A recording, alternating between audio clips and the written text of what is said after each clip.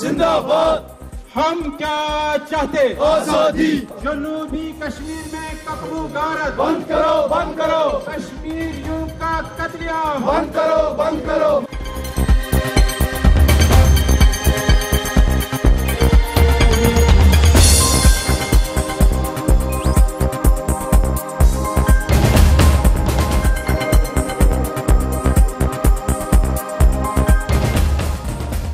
जम्मू कश्मीर के लोगों की मबनी बर हक आवाज दबाने के लिए हर कोई हरबा इस्तेमाल कर रहा है, लेकिन हमने एक ही बात यहाँ से कही है, चाहे आप जबर करो, जुल्म करो, चाहे आप रिश्वत दे दो, चाहे आप जेलों में बंद रखो, हमने एक ही बात कही है, वो हम उस हर हरबे को अपनी साबित कदमी से इंशाल्लाह नाकाम कर देंगे जो हमारी तहरीक आज़ादी को दबाने के लिए उठाया जाता है। जरूर। आज का ये जो धरना है, हम उन लोगों के साथ, चाहे जावेद साहब हमारा मासूम बच्चा हो, चाहे सोहेल साहब हो, चाहे रईस साहब हो, चाहे कितने हमारे बच्चे जो आए दिन हम अपने छोटे छोटे बच्चों को अपने हाथों से लहदू में उतार रहे हैं, आज हम उनको यहाँ पर आज उनके लिए इकट्ठे हुए हैं ताकि हम उनको खराज अक़ीदत पेश करें। यहाँ बातचीत के नाम पे